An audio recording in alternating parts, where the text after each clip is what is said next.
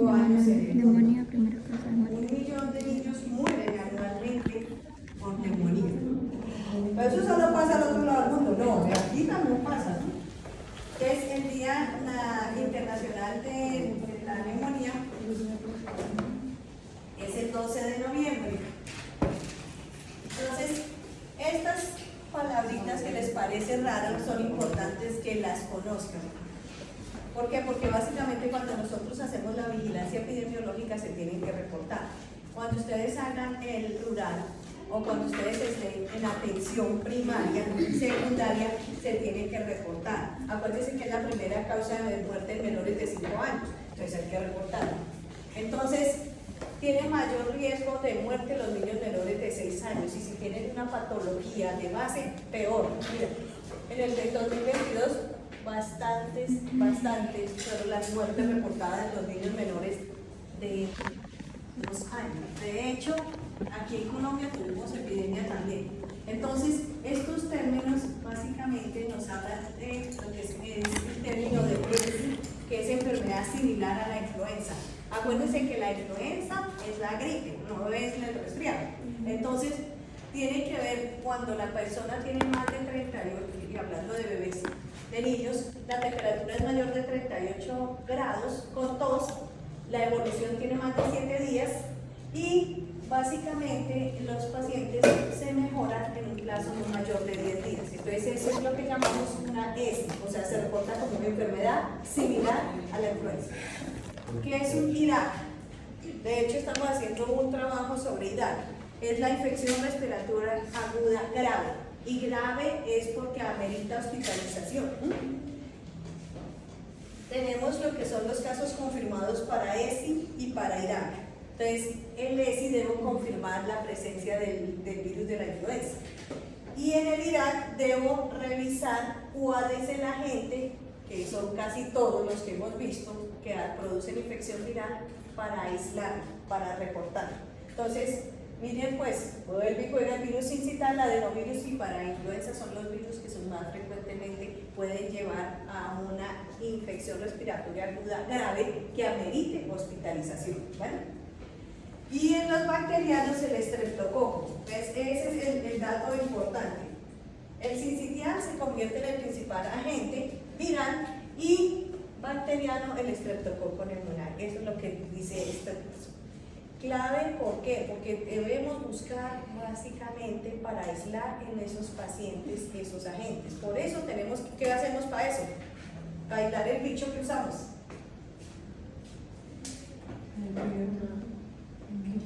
Para aislarlo. ¿Ah?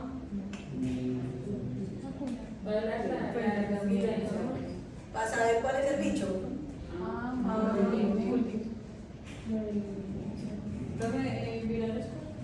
El virus existente. Pues el panel viral o el Human RAC, para eso lo utilizamos, para aislar el agente etiológico de la infección respiratoria, ¿no? Entonces, principal agente bacteriano, el estreptococo neumonal, y el principal agente viral, el virus sincitial. Pero tenemos que tener en cuenta los antecedentes del niño. Si el niño está inmunosuprimido, tenemos que pensar en el VIH también, y todo lo que tiene que ver con la desnutrición, porque son factores que agudizan la infección respiratoria aguda y pueden llevar a neumonía y lo pueden matar al criatura. Factores ambientales, lo que vimos cuando hablamos del triángulo de la enfermedad, el tabaquismo y cocinar con leña también. Esto es para decirles lo mismo, encerradito con rojo el virus sincitial y la bacteria el estreptococo neumonal. Estamos en auge con el metaneumovirus, eso antes nadie lo oía, eso tan raro, eso nunca aparecía, pero ahorita está dando y está dando durísimo, dando neumonías y dando infecciones graves. Entonces, este cuadrito para resumir lo que dijeron los amigos para diferenciar la neumonía viral de la bacteriana. Entonces, la viral se caracteriza más por el proceso obstructivo, es decir, va con sibilancias, va con rinorrea, va con atelectasias, el paciente tiene el grado de obstrucción determina la gravedad. Hay leucocitos levemente aumentados o por el contrario puede haber leucopenia, y lo que va a predominar en la neumonía viral es la linfocitos, ¿no? La PCR, la proteína C reactiva, es bajita, diferente al cuadro bacteriano, y los rayos X clave la hiperinsuflación y los infiltrados, o sea, usted ve una placa sucia, cuando lo ve así, más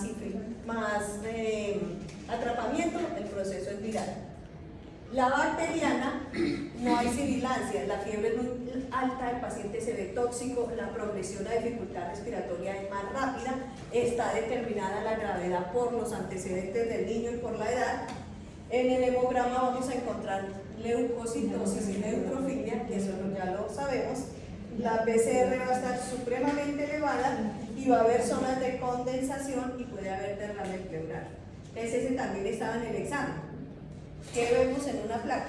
Entonces, si hay diferencia en la clínica, en la evolución, en los rayos X y en el hemograma, yo puedo distinguir si el proceso es viral o bacteriano. Pero no le puedo decir cuál es el bicho, pero sí puedo decir la procedencia, viral o bacteriano. Viral, acuérdense que la gente que más produce neumonía viral es el virus sincitial, pero también está el adeno y también está el parainfluenza. Y en la bacteriana, pues mi amigo el estreptococo. Entonces, básicamente, ¿qué hizo la Organización Mundial de la Salud? Entonces, como se supone que la Organización Mundial de la Salud tiene en cuenta a todas las regiones del mundo, pero más a los fregados, o sea, a los de bajo nivel, entonces ideó una clasificación y no la clasificó como nosotros dijimos, bacteriana, viral, atípica o broncoaspirativa, sino la tuvo en cuenta la edad del paciente. Entonces, según la Organización Mundial de la Salud, se divide básicamente en dos grupos: los niños menores de 60 días o menores de 2 meses. Cuando está en menos de 60 días, vamos a dividir la neumonía en 3. No neumonía, neumonía grave y enfermedad o neumonía muy grave, teniendo en cuenta la edad del paciente. ¿Cuándo no es neumonía? Cuando es un resfriado. Cuando el niño que presenta, pues básicamente lo típico: tos, rinorrea, fiebre o no, hiporexia. Entonces, desde que no tenga tirajes, eso es un resfriado. Y esto es claro. O sea, usted lo mínimo que tiene que aprender es a diferenciar una neumonía de un resfriado. Entonces, no hay tirajes, no hay taquipnea, lo único que hay es la sintomatología de la rinorrea. ¿Cómo se maneja esto? Pues en casa. ¿Y con qué lo manejamos? Igual que un resfriado, ¿con qué?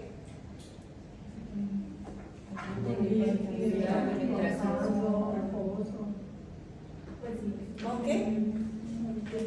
Lo vimos hace 8 días, con todo y canción. Lo de Paco Herrera. Con el falta. O sea, cuando es no neumonía, es decir, un resfriado, se maneja con el falta. Manejo de la fiebre, alimentación, líquidos, la nariz, la tos y las señales de alarma. Sí. ¿Cuándo se va usted a remitir? Cuando el niño respire con dificultad, cuando sea difícil de alimentar, es decir, no coma, no bebe o vomita, y cuando lo ve peor. Entonces, en condiciones normales, si ese criaturo tiene menos de 60 y lo consideran como un resfriado, se maneja con el faltan, con evolución y revisión a las 48 horas. Cuando yo digo que la neumonía es grave, cuando ese sujeto que tiene menos de 60 días tiene como antecedente un resfriado y adicionalmente presenta retracciones y taquipnea, debo pensar que la neumonía es grave. Ese criaturo debe remitirse a un segundo nivel y debe manejarse con antibióticos y oxígeno. Y mire la clave, dice, el oxígeno es el tratamiento. Es lo primero que tienen que ponerle al paciente, porque el antibiótico no le va a servir al mismo, se demora 3 días. Pero si usted lo quiere salvar, tiene que hablar de oxígeno. Entonces la Organización Panamericana y el UNICEF dijo, por favor, todo lo segundo nivel debe tener al menos un cilindro, porque usted va a dejar morir al paciente, no por antibióticos, sino por hipoxemia. Y cuando hablo yo de tercer nivel, cuando necesita y he clasificado a ese niño como una neumonía o una enfermedad grave. ¿Quién es él? El chiquitín que empezó con resfriado, que tiene retracciones y taquipnea, y tiene una o varias de las señales de alarma. Entonces acuérdense de Paco Herrera, ¿no? Convulsión, quejido, sibilancia, fiebre, no come, no bebe, vomita todo, no es fácil de despertar. ¿Y qué necesita? Tercer nivel, básicamente no necesariamente UCI, pero sí al menos UCE, y médico pediatra. Este aguanta al menos un médico general y aquí pues obviamente la mamá, ¿vale? Eso es clasificación cuando él tiene menos de 60 días o 2 meses. Hasta aquí algo, esta es la clave, definitivamente. Usted no necesita tener ciencia, pero sí necesita lo mínimo. Entonces lo mínimo para clasificar una neumonía es un reloj. ¿Y para qué un reloj?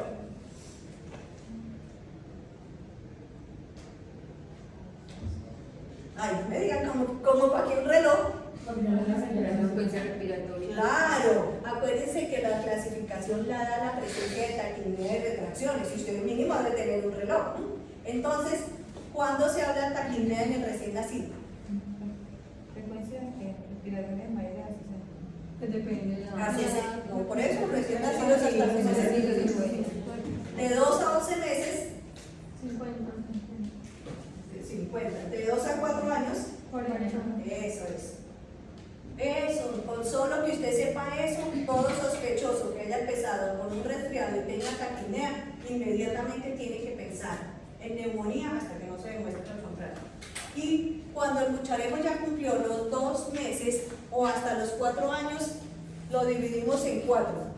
No neumonía, que son lo mismo que el otro, sea el resfriado, neumonía grave y enfermedad muy grave. ¿Cuándo el resfriado? Vuelve y lo mismo. Mire. Si es un mucharejo de 2 a 11 meses que respire más de 50 veces, o sea, con taquipnea, yo sí puedo hablar de que tiene neumonía. Pero cuando el mucharejo no tiene taquipnea y solo tiene tos, rinorrea, fiebre, hiporexia, eso no es neumonía. ¿Eso qué es? Un resfriado. ¿Cómo se maneja el resfriado? Con falta, eso es. Y evaluación a las 48 horas. No importa que tenga más de 2 meses, pero ese criatura tiene que revisar. ¿Cuándo hablo de neumonía? Cuando adicionalmente al resfriado el mucharejo empieza con taquipnea. Solo taquipnea, yo tengo que pensar en neumonía. ¿Y cómo se maneja? Se maneja con antibiótico oral. Ahí empezamos con amoxicilina o amoxicilina clavuláto, siempre y cuando tenga la opción de revisar las 48 horas. O sea, se puede ambulatorio. ¿Neumonía grave es quién? Pues el mismo sujeto que tiene un resfriado, que aparte de taquipnea, tiene retracciones. Si él lo tiene, está indicado la hospitalización. ¿Con qué? Con oxígeno y antibiótico en un segundo nivel. Vea que básicamente no tiene ciencia, pero esto salva vidas, y esto se lo tienen que saber como el Padre Nuestro. Mire que ahí no le está diciendo tóquele una placa, tómele un hemoleucograma, sáquele unos rayos X, tómele un TACAR. Le está diciendo con un solo reloj, usted se está dando cuenta que tan grave está. Y cuando hablo de enfermedad muy grave, cuando ese mismo sujeto que tenía como antecedente resfriado, retracciones, taquipnea y una o varias de las señales de alarma. Y las señales de alarma tenemos que sabernoslas. La canción, mejor si se la saben con la canción, pero si no, también le sirve. No puede beber, convulsión, a ver. No, respirar raro, se le hunden las costillas, los labios morados. ¿Qué necesita ese muchacho? Tercer nivel, oxígeno, y piensen en ese oxígeno más con la ventilación no invasiva. ¿Y cuándo son los criterios de hospitalización? Cuando ese bebé tiene menos de 3 meses. Cuando tiene problemas de bases, que si ya tiene una enfermedad de bases es el que se le va a ir si usted no pone las pilas. Inmunodeficiencias, cardiopatía, el Down, fibrosis quística. Cuando lo ve tóxico, es decir, pálido o moteado, cuando el paciente tiene una neumonía complicada, cuando no tiene respuesta al ambulatorio, por eso es que se debe revisar a las 48 horas de que empezó el antibiótico oral. Lo más seguro es que toca dejarlo hospitalizado.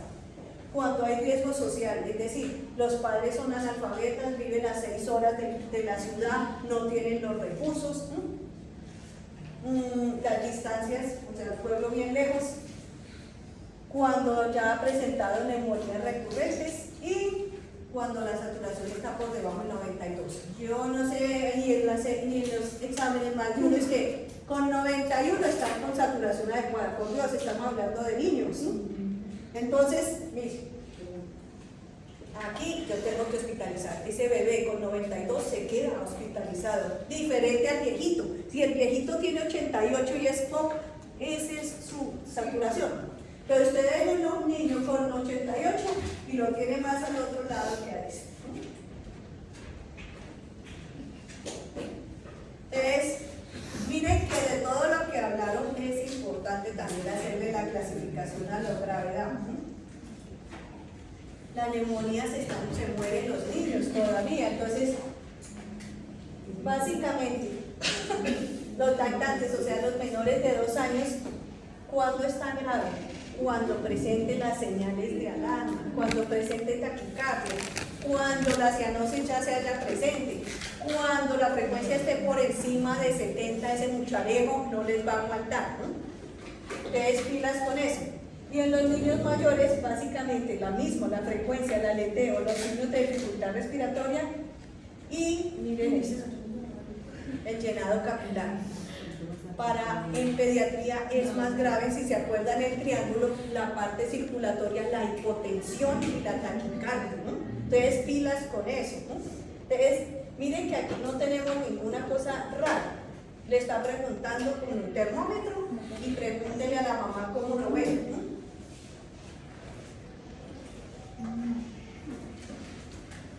Este la van a ver mucho también ahora y es básicamente el pronóstico de mortalidad, o sea, ¿cómo así? O sea que ya podemos saber cuándo se va a morir, más o menos. Sí. Entonces se llama pirox. Entonces eso lo ven cuando llegan a urgencias y lo hace la enfermera, pues la enfermera es la que ya se lo saben y ahí aparece. Entonces, miren que cuando es menor de 6 meses y sobre todo menos de 3 meses, ese muchacho es el que tiene más riesgo de que se le muera. Si tiene comorbilidades, o sea, si ya tiene una patología de base, ya sea anatómico, genético, si tiene bajo la saturación, vean, 90, y por ahí decían 90, déjenlo así, que no necesita nada más. Hipotensión, que estamos hablando de niños, ¿no? Entonces, cada uno de estos puntos lo que está pronosticando es que ese muchacho, entre más puntos tenga, más riesgo de que se nos vaya. Si tiene esa neumonía, cuando se toma la placa está en más de 2 sitios, ese le va peor, ¿no? Si tiene en los rayos X presencia de neumotoras, bulas o en piel, es un niño, ¿no? Y si aparte de todo puede tener coagulación intravascular diseminada, o sea, sangra por todo moteado, los tiempos prolongados, si tiene SDR y si básicamente tiene insuficiencia. Entonces, mire pues, más de 3 puntos piensa en UCI y de ahí en eso el porcentaje de pronóstico de mortalidad. El que entra a UCI tiene un porcentaje, por solo entrar a UCI, ya del 30% por solo poner el pie en la unidad. Y de ahí para allá, échele la bendición para todas las cosas que le pasan. Pilas con los chiquitines que tienen más de 70 respiración. Y en los niños grandes más de 50, se van a cansar y van a entrar en fatiga, ¿no? Entonces miren que son trucos que definitivamente uno lo tiene en la cabeza y uno lo mira y uno solo lo ve y yo bendito, páselo de una vez, ¿no? Cuando usted ve la barriga que sube y baja y está contando 1 por segundo, ese ya está más de 60 y ese no les va a aguantar. El tórax del niño y la musculatura no da para tolerar taquipneas prolongadas, ese se le va a fatigar.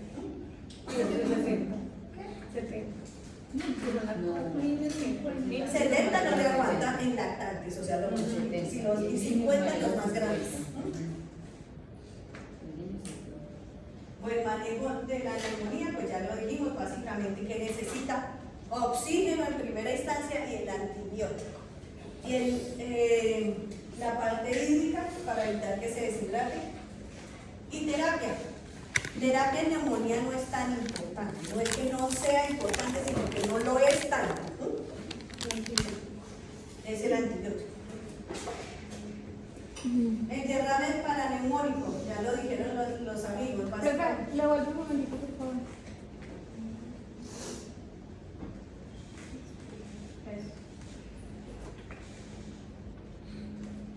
Entonces, el derrame paraneumónico, como bien lo explicaron las amigas, es un problema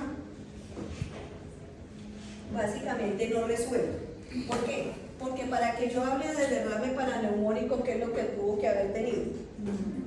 Una neumonía. Entonces, el derrame paraneumónico es una neumonía complicada. ¿Y complicada por qué? Porque básicamente no solo estaba ocupando espacio, sino que traspasó y rompió y entró. ¿Entró a dónde? Pues a la cavidad pleural. ¿Y qué entró? Pues la infección que tenía. Entonces, es una neumonía complicada. ¿Qué quiere decir? Que ese paciente se supone que ya estaba siendo tratado para la neumonía, pero no le sirvió. ¿Por qué? Porque no fue el antibiótico, porque simplemente su sistema inmunológico está out y termina básicamente proliferando. Esta es la escala básicamente del proceso de cómo se va a complicar, ¿no? Profe, yo tengo una consultita con referente a lo que acabas de decir. Con los tratamientos del antibiótico en los niños, se hace como los adultos. El paciente llega, se le instala un antibiótico, se hemocultiva, se le instala un antibiótico. Entonces, el resultado es que se le monta el antibiótico, pues el indicado pues, para la... Lo que pasa es que en pediatría hay por edades. Entonces, se hizo un estudio y más o menos de acuerdo a la edad es el germen que usualmente maneja el paciente. Entonces, digamos que ya en la cabeza de San Vicente o en general, la edad del paciente le está diciendo váyase con ampicilina, váyase con ceftriaxona por la presentación común de la gente. Entonces, digamos que ese ya está más o menos organizadito. Y cuando son pacientes multicomplicantes, por ejemplo, por una neumonía, ¿cómo Yo se ve? tengo que mirar una cosa y es el antecedente si no es una fibrosis quística, si no tiene problema de inmunidad. Si definitivamente no es una bronquiectasias congénitas que básicamente vuelven y vuelven y vuelven. Entonces, mira que básicamente hacer una buena anamnesis preguntando vida, obras y milagros le sirve a uno para ir orientando con respecto a ellos. Entonces, esto con respecto al diagnóstico del derrame paraneumónico, partimos del hecho de que el paciente ya tenía neumonía, que el paciente va a requerir más oxígeno. Se supone que si la neumonía yo estoy dándole a dónde es, usted va a poder bajar el oxígeno, el paciente no va a tener fiebre, va a empezar a comer y usted lo puede despachar. Pero tenemos el típico paciente que está en manejo con antibiótico y de un momento a otro empezó a pedirme más oxígeno, requerimiento mayor de oxígeno, fiebre, volvió a ser dificultad respiratoria y usted empieza a examinar, que eso es la clave, y es lo que dijeron muy bien las niñas con respecto a la expansión, a la matidez y a la toxicidad. Es un niño que no se veía tan mal, pero ahora sí se ve horrible. Entonces, rayos X, y lo que nos evalúan es básicamente que era también otra de las preguntas. Entonces, ¿qué se ve en un derrame? Pues básicamente se oblitera, se pierde el ángulo donde el lado afectado, desplaza hacia el otro lado. Y si usted está sospechando derrame, obligatoriamente tiene que hacer una ecografía. La ecografía no es solo para mirar la cantidad, sino la calidad del líquido. Si ese líquido se puede drenar o no. Entonces, por eso necesitamos hacer ecografía. Y vean, importantísimo, disminución del murmullo, la presencia de matidez y básicamente es lo que llamamos la triada pleural. Usted deja de oír el frémito, usted deja de escuchar el murmullo y matidez a la percusión, o sea que tienen que aprender a percutir para que cuadre la orejita. Bueno, el derrame paraneumónico básicamente era eso. Tiene que haber tenido, esto ya lo dijeron las niñas, de cómo se clasifica.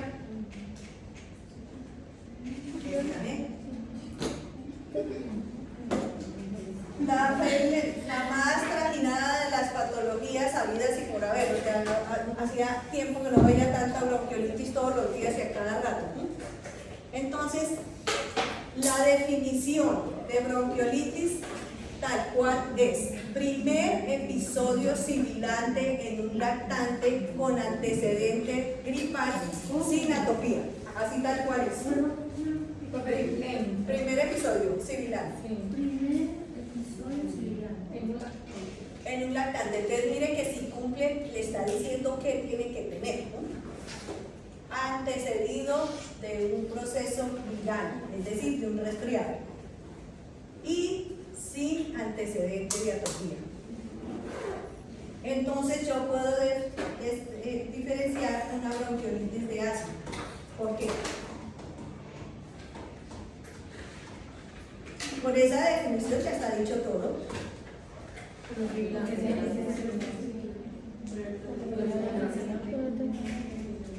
Exacto, tiene un proceso viral 1, ¿qué más? No, las sustancias las tienen ambas, eso es el ahí no hay.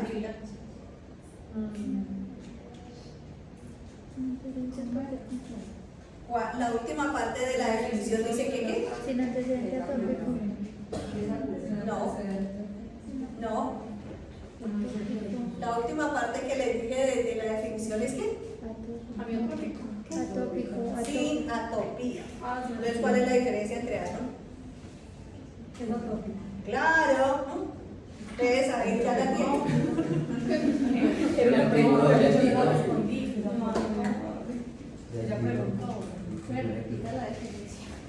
Primer episodio. Sucedió un proceso viral. Primer episodio sibilante en el lactante antecedido por un proceso viral.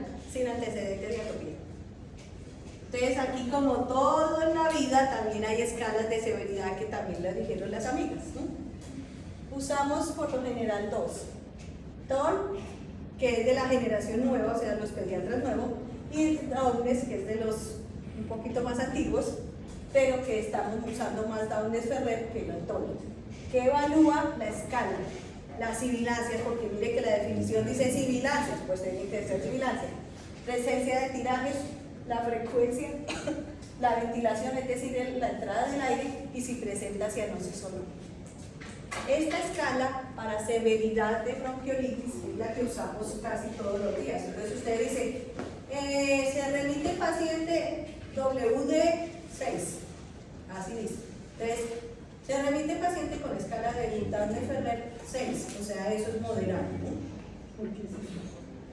Porque de 1 a 3 es leve, de 4 a 6 moderado y severo por encima de 7. Se hospitalizan los moderados, los leves se manejan ambulatorio.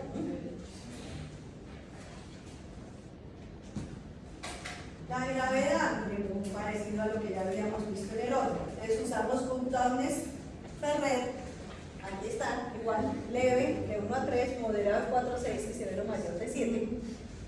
En la leve, básicamente lo que le enseñamos a la mamá es a utilizar bien el inhalador, a tener la nariz limpia y a echarle ojo para dificultad respiratoria. El moderado es el que hospitalizamos. Lo primero es poner oxígeno. ¿Dónde es el grado, dónde es la obstrucción y la inflamación?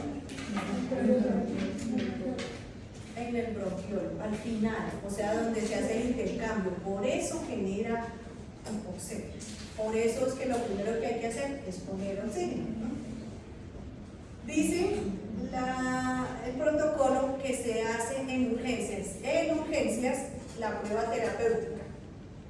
¿Qué es la prueba terapéutica? Pues ensayar, sí, hacerle un esquema de tres puntos salbutamol con ciclo cada 20 minutos. Si responde, se sigue, y si no, se considera prueba terapéutica negativa. Entonces me llegó el paciente lo clasifico como moderado, le hago la prueba terapéutica, entró con 4, le hago la prueba aquí, espero 20 minutos, le pongo otra vez el salbutamol, 20 minutos, el tercero pongo otra vez y 20 minutos, y si esto me disminuyó en la escala, hablo que la prueba es positiva. Se usa y se sigue usando el salbutamol. Si no, no se sigue usando, porque el salbutamol no funciona en todos los casos de bronquiolitis. ¿En el asma funciona? Claro, es que eso es lo que hace la clasificación y la consideración de diagnóstico de asma. Pero en bronquiolitis, ¿por qué no funciona y por qué tengo que hacer prueba terapéutica?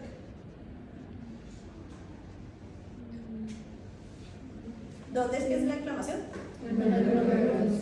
Allá hay músculo liso.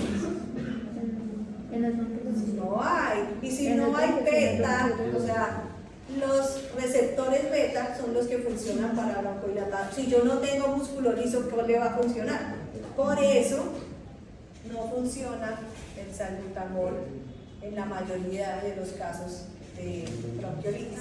Bueno, pero el oxígeno, claro, el oxígeno. La limpieza fue preciosa por los de terapia.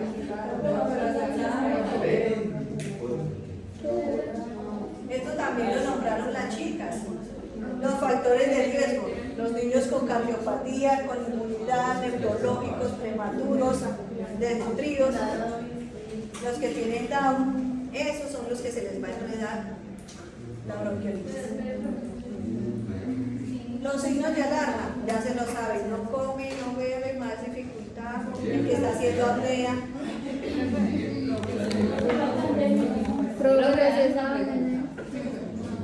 En la prueba terapéutica con salbutamol sale negativo, entonces ¿qué se hace después? No lo gastamos.